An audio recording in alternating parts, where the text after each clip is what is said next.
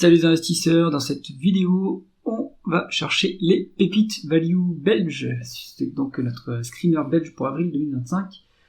Abonnez-vous à la chaîne si ce n'est pas déjà fait. Et on passe en revue les critères de ce screener. Donc on va se mettre sur une sélection d'industrie assez large. On évite tout ce qui est automobile, équipementier auto, marché financier, biotech, laboratoire pharmaceutique, rate, banque, assurance. Mais ça nous laisse un large panel d'industrie pour aller piocher dedans. On prend les entreprises belges qui sont cotées en Belgique, les entreprises qui font plus de 200 millions d'euros de capitalisation boursière pour éviter les dossiers qui sont trop liquides, une dette nette maxi de 3 fois la dette nette sur EBITDA, qui est un seuil, on va dire, classique en finance, pour les entreprises plutôt classiques, pas celles, pas les utilities par exemple, ou pas les financières, etc.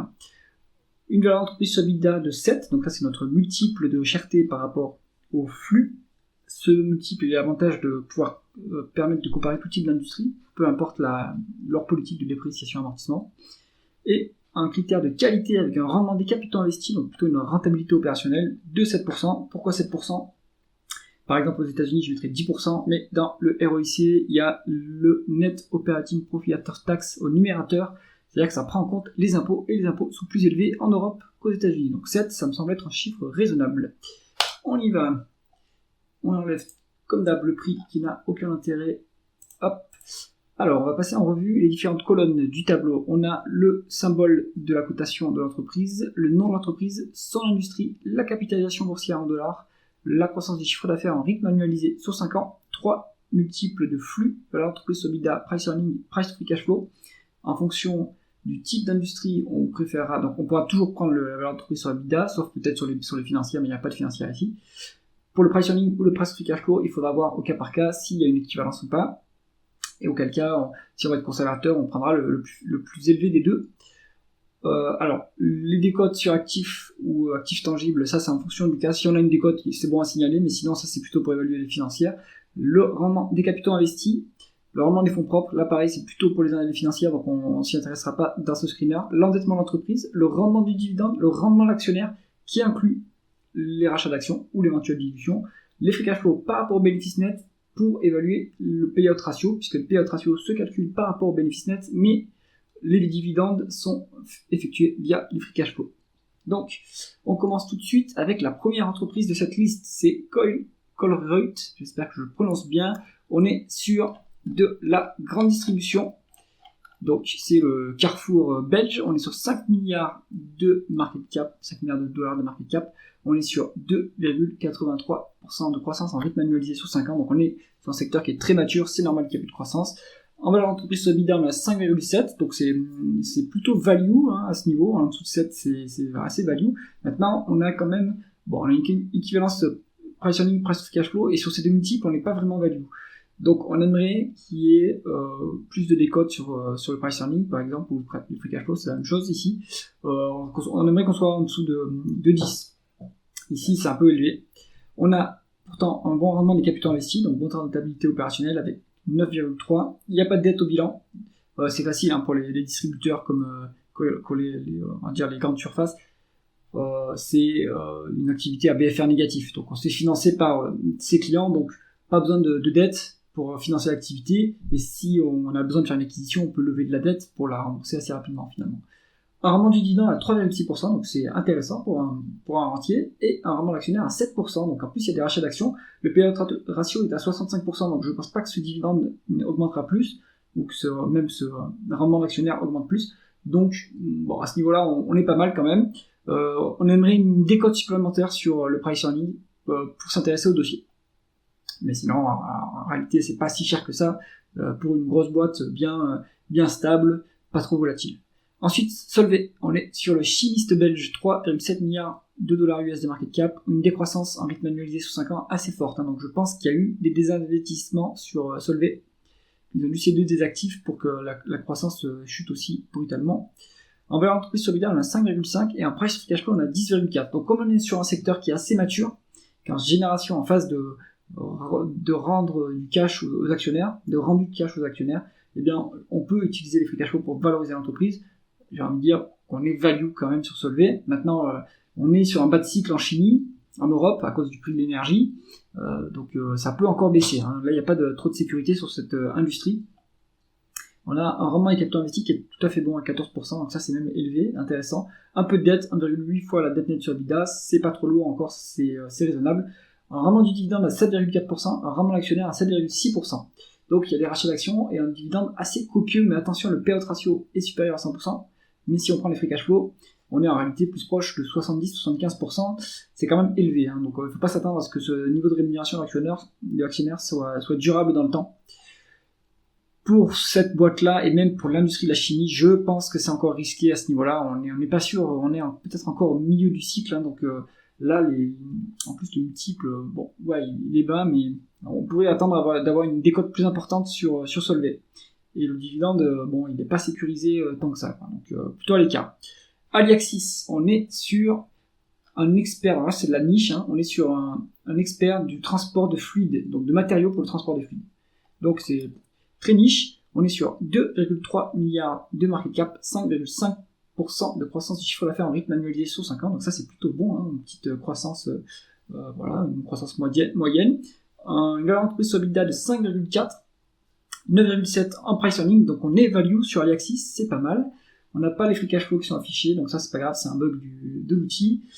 Alors, on a même une décote sur actifs. Maintenant, il faut voir ce que comprennent ces actifs. Est-ce que ce sont des intangibles en fait, ce sont des intangibles en majorité, puisqu'on voit qu'il y a une différence entre les deux là, entre actifs tangibles et intangibles. Donc, est-ce qu'il y a des écarts d'acquisition? Donc bon, on va pas tenir compte de cette décote parce qu'au final, nous on préfère la décote sur actifs tangibles quand même. Le rendement de capitaux investis à 8,5, donc c'est intéressant, avec un peu de dette, 1,6 fois la dette nette sur EBITDA, rien de très lourd.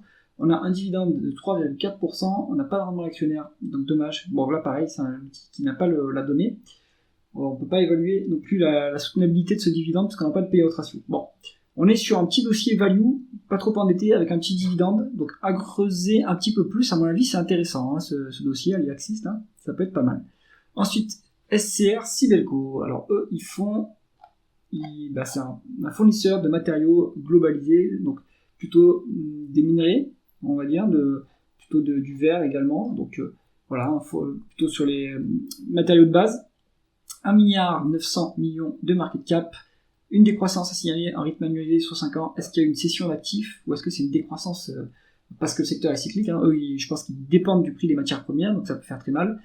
On a une valeur d'entreprise sur EBITDA de 5,6, mais des multiples de PE et de price of cash flow qui sont relativement élevés, hein. Donc ça c'est un peu cher. On a vraiment les capitaux investis à 10,4, un peu de dette à 1,8 fois, du dividende. Alors attention, le rendement actionnaire il est à 37%, là je pense qu'il y a un souci quelque part, donc il faut vérifier cette donnée-là. Le payout ratio est à 43%, donc le dividende est soutenable à ce niveau-là, même si on est plus proche de 50% en réalité.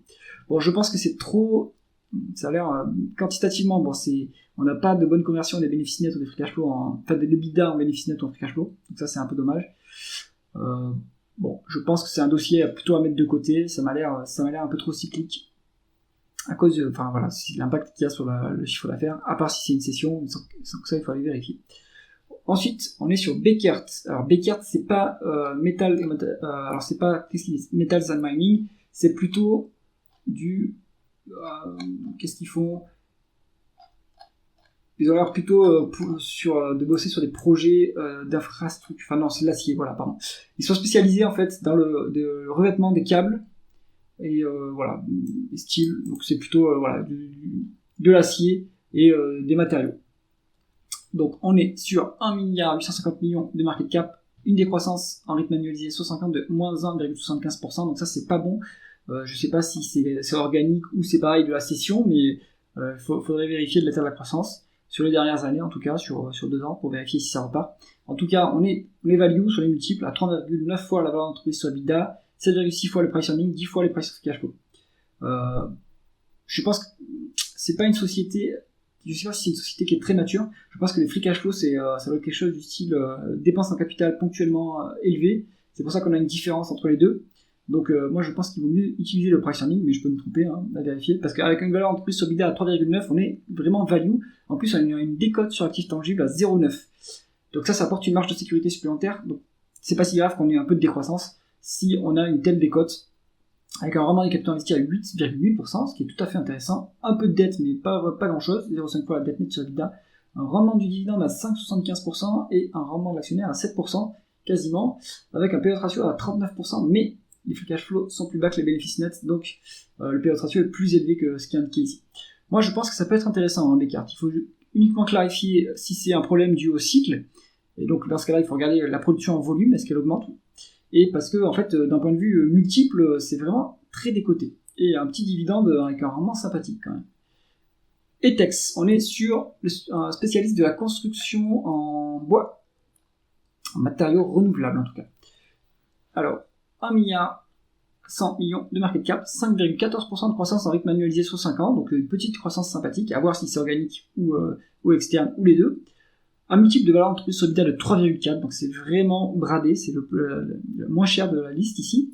On a 6,5 en price earning, on n'a pas les free cash flow, donc à vérifier. Peut-être que l'entreprise ne publie pas son tableau de trésorerie, mais ça à vérifier. Il y a une décote sur actifs, mais il n'y a pas de décote sur actifs tangibles, donc on va ignorer cette décote. Un rendement des capitaux investis à 9,25%, et il y a un peu de dette à 2 fois la dette nette sur EBITDA quasiment, donc ça commence à être un peu lourd. Il faut voir ce que fait l'entreprise, est-ce qu'elle planifie de baisser son endettement à vérifier dans l'allocation du capital. On est sur un dividende de 7,9% quasiment. On n'a pas le payout ratio, donc il faudrait vérifier ce payout ratio pour voir si ce dividende est soutenable.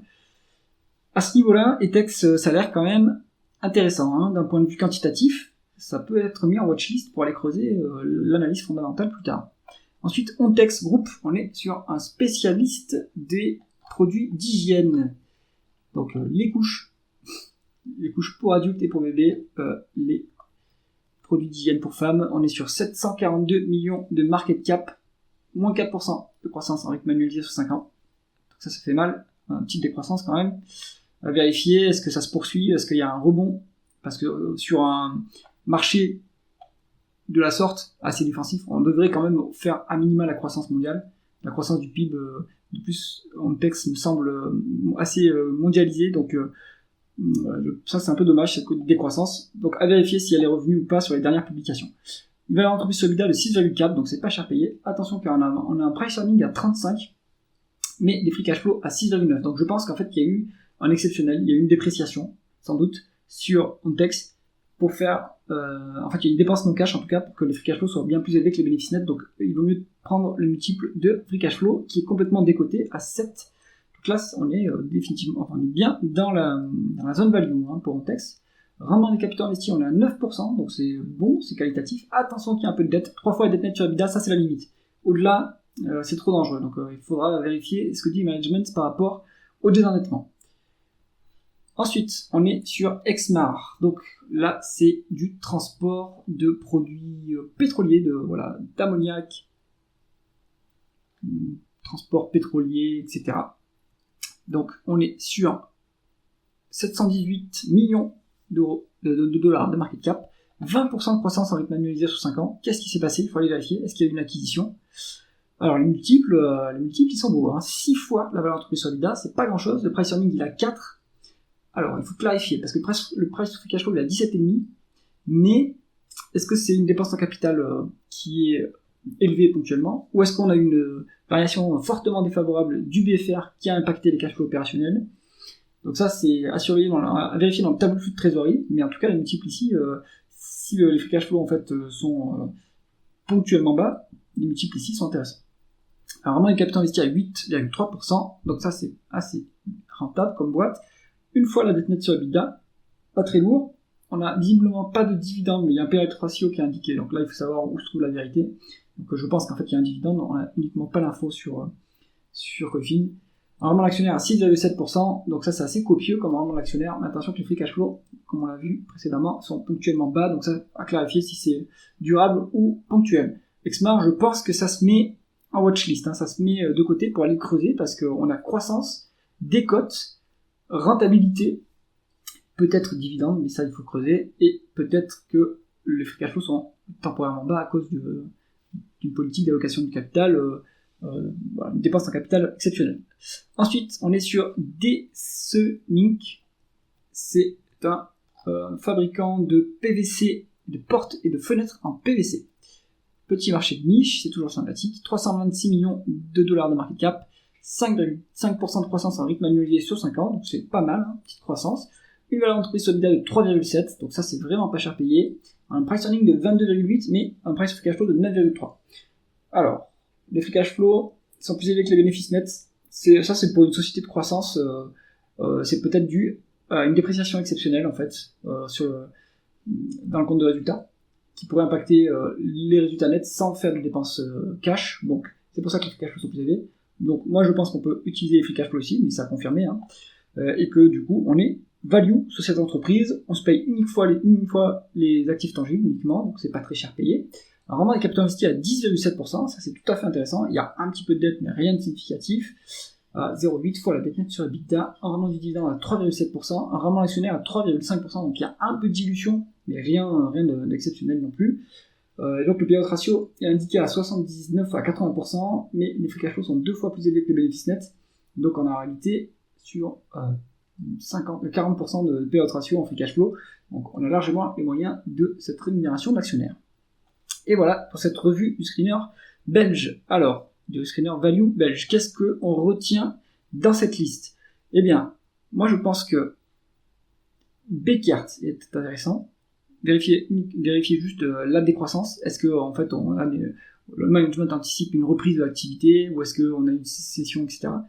Mais c'est tout à fait intéressant. En plus, on a des décotes partout là sur flux et sur stock également, et sur capitaux propres tangibles. Donc bonne en plus rentabilité, pas trop de dettes, un rendement du dividende. Donc ça serait mon choix numéro 1. Bekaert, c'est vraiment pas mal. On a ensuite Etex, c'est pas mal non plus. Bonne décote sur flux. On a un bon rendement d'actionnaire également, donc il faut vérifier le payout ratio. Ensuite, je mettrai Exmar, qui m'a l'air aussi très intéressant. Vérifier s'il y a un dividende, parce que le rendement d'actionnaire a l'air élevé, donc je pense qu'il y a un dividende, et que ça mérite le détour. En bonus, vous pouvez prendre aussi DCE Link, qui est plus petite, mais qui a aussi des bons multiples assez sympathiques. Voilà pour cette revue, j'espère que cette analyse vous a intéressé. Si c'est le cas, mettez un pouce vers le haut, et pensez à vous abonner à la chaîne. À bientôt.